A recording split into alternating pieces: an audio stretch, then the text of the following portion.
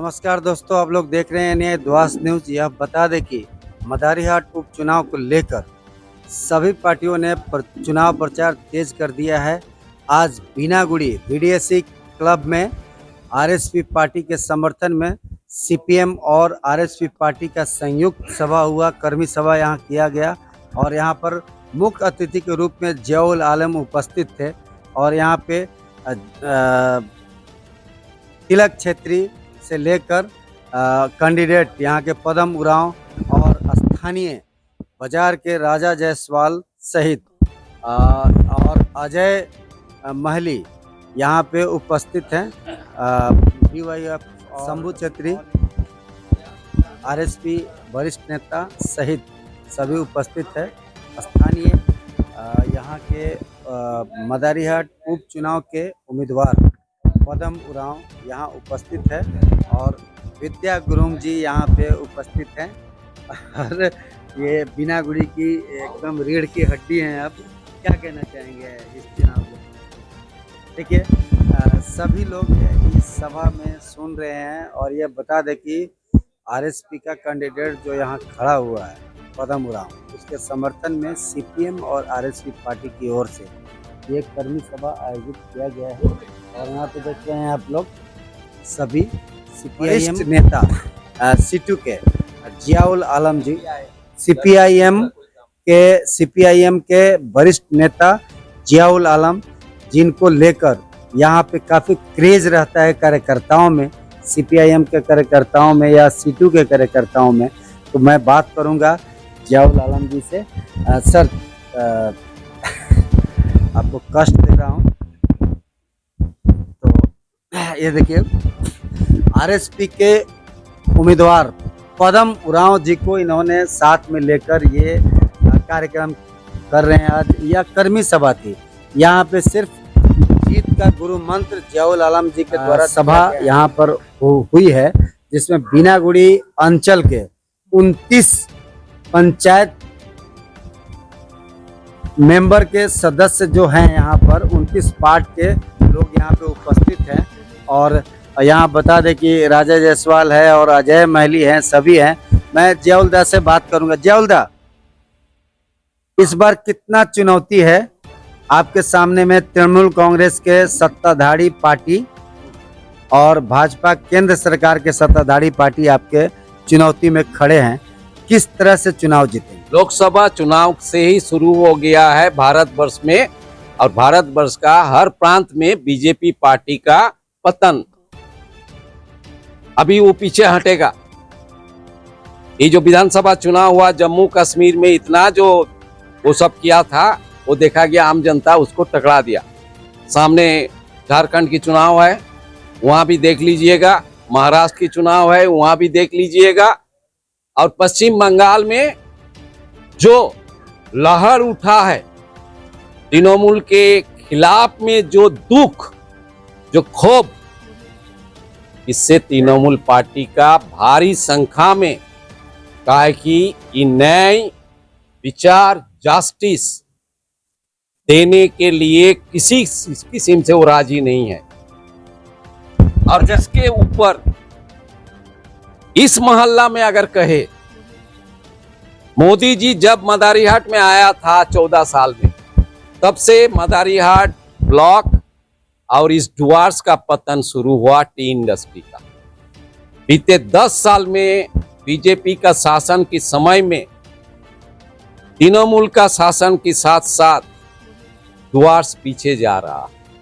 अच्छा भैया, इंडिया गठबंधन आप लोगों का चल रहा है हर जगह पे, झारखंड में भी चल रहा है, लेकिन यहाँ पे इंडिया गठबंधन फेल हो गया, इसको लेकर क्या कहना? फेल नहीं हुआ, कांग्रेस का उम्मीदवार खड़ा हो गया। तो खड़ा हुआ, उसमें क्या हुआ? CPIML, forward block, RSP, CPIM, Congress, हम सबका एक ही लक्ष्य है कि तृणमूल और बीजेपी को पश्चिम बंगाल की जो शोषण है, अत्याचार है, यहां से उनको हटाएगा। चैलेंज तृणमूल बीजेपी विरोधी आम जनता ने लेके रखी। अच्छा भैया, एक कि क्या बोलेगा आप, 2011 साल से एक नहीं है। नगराकाटा में जो हुआ बहुत ही दुख का बात है। जयगांव में जो हुआ 7 साल का बच्ची, बहुत ही दुख का बात है। 12 साल में 2012 में मुड़ाघाट की रास्ता में जो लड़की के ऊपर हुआ था, आज तक उसका विचार नहीं हुआ। न्यूडवार्स में जो हुआ आज तक विचार नहीं हुआ। चंगमारी में जो हुआ आज तक विचार नहीं हुआ। हमारे डुआर्स के सबसे बड़ा खिलवाड़ था, न्याय तो फोन किया, इसका जांच नहीं किया। जेम्स कुजूर बोल के कोई डीएसपी ऑफिसर था, जिम्मा लिया था, बोला था जो हम निकलाएंगे, पीछे तो जाके एमएलए हुआ तृणमूल पार्टी का। तो ऐसा होता नहीं है। गौतम देव बहुत कुछ बोल के यहाँ पर झूठा साबित हुआ है। देखिए, ये बात आरजीकर का जो लहर आम जनता के भीतर से आया ना, यहाँ से ही, और बीते चुनाव जो हुआ है लोकसभा का, वहां से ही बीजेपी और तृणमूल का पतन शुरू हो गया। इससे गरीब कम से कम सांस ले रहा है। ये लोग जितना जल्दी जाए उतना जल्दी हमारा 100 दिन का काम का हक आएगा। हमारे बेटा बेटी खुल्लाम खुल्ला बाहर घूम सकेगा, हमारे समाज आगे बढ़ेगा। टी इंडस्ट्री जैसे हरा भरा था वैसे ही खुशहाली का जगह फिर लौट के आएगा। हमारे अधिकार हम लेने के लिए आगे बढ़ेंगे। जावल भैया, आज 100 दिन रोजगार योजना का जो कार्य नहीं मिल रहा है दर्शकों को, इसके लिए आप किसको दोषी मानते? जो दुर्नीति है, जो दुशासन है, और बीजेपी जो अदानी अंबानी को जो साथ दे रहा है। 100 दिन का काम अगर इधर चालू रहता तो इधर का सस्ता मजदूरी बेंगलोर को नहीं मिलता, बॉम्बे को नहीं मिलता, दिल्ली को नहीं मिलता। इसीलिए पश्चिम बंगाल को ये हक से वंचित कर दो, जैसे कि आदिवासी पिछड़ा हुआ लड़का लोग सब आके कमती पैसा में उनका काम कर दे। अच्छा, बहुत बड़ा अन्याय बीजेपी जियाउल जी, यहाँ पे भाजपा का आरोप है कि 100 दिन रोजगार योजना का हिसाब तृणमूल कांग्रेस सरकार ने नहीं दिया है, और तृणमूल कांग्रेस का आरोप है कि 100 दिन का रोजगार का पैसा नहीं आ रहा है। इसके लिए किसको दोषी मानते? वो एक दूसरे को आरोप करते जाएगा, हमारे हक लूटते जाएगा, और एक दिन वो दोनों ही हवा हो जाएगा। जनता अपना जगह तैयार कर लेगा। ये झूठाबाजी मत करे। जस्टिस जो होता है ना, जस्टिस जो होता है ना, खुला नजर से होता है। मदारीहाट विधानसभा चुनाव 2011 से पहले जो आप लोगों का जो वामफ्रंट की सरकार जीतती थी, इस बार क्या जीत फिर से दोहराएंगे? हम तो उम्मीद है आम जनता का जो मनोभाव देखा जा रहा है कि बहुत सा समर्थन मिलेगा। ये चुनाव तो होने वाला नहीं था। बीजेपी इतना बड़ा पार्टी अपने आप को कहते हैं, तो उनका क्या, एमएलए को ही खड़ा करना था, उपचुनाव लाद देना था हमारे ऊपर। जनता के ऊपर चुनाव थोपा गया है आपके हिसाब? थोपा गया है, सीधा थोपा गया है। इसीलिए इस चुनाव में बीजेपी और तृणमूल पार्टी को बहुत भारी उसको मूल्य देना होगा। तृणमूल कांग्रेस के राज्यसभा के सांसद यहाँ पे खड़े थे और स्थानीय विधायक भी खड़े थे, उसमें बीजेपी को जय हासिल हुआ। और इसके लिए ये चुनाव को लेकर किसको दोषी मानते हैं? कि बीजेपी पार्टी दोषी है। ऐसा क्यों होगा? ऐसा क्यों करेगा? वो तो एक देश एक निर्वाचन कहते हैं ना। हाँ, वो तो देश का संविधान को मानता नहीं है ना, युक्त राष्ट्रीय व्यवस्था को मानता नहीं है ना। वो हमें लेके, आम जनता को लेके इस तरीका का खेला करने चाहते हैं। भैया, आपको कांग्रेस से लड़ाई है, आरएसपी कांग्रेस का लड़ाई है, या भाजपा तृणमूल कांग्रेस? पश्चिम बंगाल में सभी सामाजिक संस्था पार्टी का लड़ाई है, बीजेपी और तृणमूल। कांग्रेस से लड़ाई नहीं है किसी जगह पर। कांग्रेस ने तो उम्मीदवार आपके खिलाफ में खड़ा कर दिया है। और जो दोनों राज्य में चुनाव हो रहा है, कहीं कहीं पर ऐसा है कि कांग्रेस के खिलाफ में दूसरा पार्टी है। ये तो कोई एक पार्टी का नहीं, गठबंधन का है। जियाउल आलम जी यहाँ नॉर्थ बंगाल के बहुत जाने माने समाज सेवी और यहाँ के सीपीआईएम के नेता है और इनके द्वारा आज यहाँ पर कार्यकर्ता सम्मेलन किया गया, जिसमें आरएसपी पार्टी और सीपीआईएम के कार्यकर्ता शामिल हुए। और भैया क्या संदेश देना चाहते हैं अपने युवाओं को और अपने कार्यकर्ताओं को, जिससे आपको चुनाव में फायदा? ये दुर्नीति, जो दुष्कृति है, जो गुंडे राज है, जो पुलिस उनको साथ देते हैं, जो समाज को खराब कर रहा है, चाय बगान का हरे भरा इलाका को ध्वंस कर रहा है, यहाँ से उभर के एक अच्छा समाज बनाने के लिए बीजेपी और तृणमूल जैसा गंदा, ये सांप्रदायिक और लूटने वाला पार्टी को अंत करो। वामफ्रंट का ऐसा एक शिक्षा है जो हमारा गुरुजी ने आज हमारा चुनाव के प्रचार में इस अवसर पे आके आज मेरा चुनाव के लिए 2-4 बात कहा। उनसे मुझे बहुत कुछ सीखने के लिए मिला, ठीक है। और तो क्या बोलूँगा, और वो जो भी बोला उनका बोलने के बाद हमारा कुछ बोलना नहीं रहा। तो जीत को लेकर कितना आशावादी हैं आप, क्या कहना चाहिए? 100% जीतूंगा, 100% मैं जीतूंगा, मुझे आशा है, क्योंकि मेरा जितना भी लीडरशिप सब है ये लोग मेरे लिए बहुत परिश्रम कर रहा है। हम लोग ने गरीबों के लिए, हमारा वामपंथियों का 61 जो एमएलए था, एमपी था केंद्र में, उस समय में हम लोग मिनिमम कॉमन प्रोग्राम और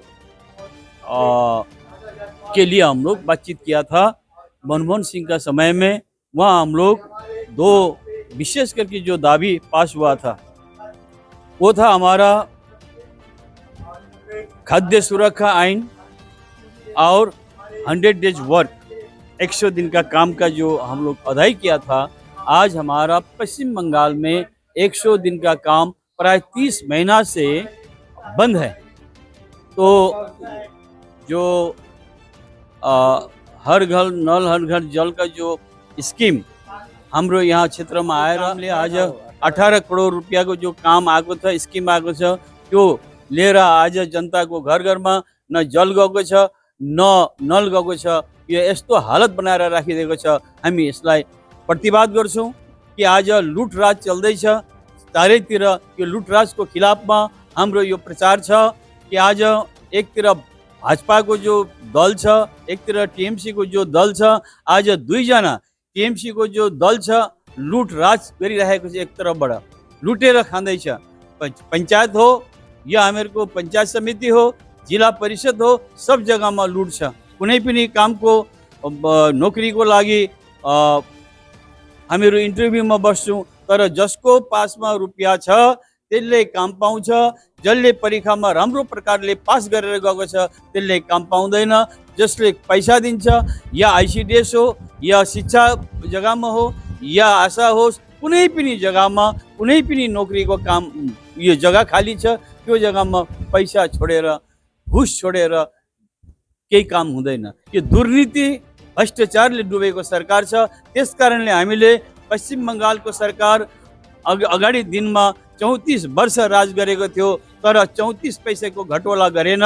र हाम्रा आजको टीएमसी को जो सरकार आएकोदेखि हामी देख्दैछौँ, जो आज भ्रष्टाचार दुर्नीतिमा डुबेर कोइला घटोला, गोरु पैसार घटोला, रेशन घटोला, वन जङ्गल घटोला, नदी बाली बजरी घटौलामा आज दुर्नीतिमा परेका छन्। र आज ती मन्त्रीहरू पनि जेलमा छन्, एमएलएहरू पनि जेलमा छ। यही फरक छ।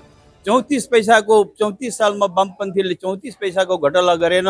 र त्यो समय हामी चाहन्छौँ, आज जनताले चाहँदैछ वामफ्रन्ट आओस्, वामफ्रन्टको लागि हामी तयारी छौँ भनेर आज जनताले एउटा ठुलो आशा लिएको छ। हामी आशावादी छौँ। यसपालिको जो यो उपचुनाव हुँदैछ, हामीहरूको 6 जग्गामा 6वटा पश्चिम बङ्गालमा छ, त्यसमा हामीहरू वामपन्थीहरू 5 जग्गामा खडा भएका छौँ।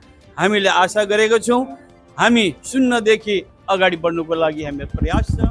तो दोस्तों यहाँ पर आरएसपी पार्टी उम्मीदवार पदम उरांव के समर्थन में सीपीआईएम और आरएसपी का संयुक्त बैठक हुआ यहाँ पर बीनागुड़ी बीडीएससी क्लब फॉरेस्ट ग्राउंड में ये सभा हुई, जहाँ पर भारी संख्या में वाम फ्रंट के कार्यकर्ता उपस्थित थे। यहाँ पे जियाउल आलम सहित आरएसपी के उम्मीदवार पदम उरांव सब उपस्थित थे।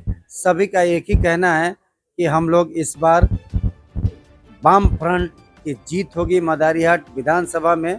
जिस प्रकार से हम लोग पहले कुमारी कुजूर को जिताए थे लास्ट एमएलए उम्मीदवार, और इस बार फर्स्ट एमएलए उम्मीदवार पदम उरांव जी की जीत होगी। तो देखते रहिए एनआई द्वास न्यूज। मैं रमन कुमार झा, एनआई द्वास के न्यूज के लिए, और कैमरामैन कंचन छेत्री के साथ।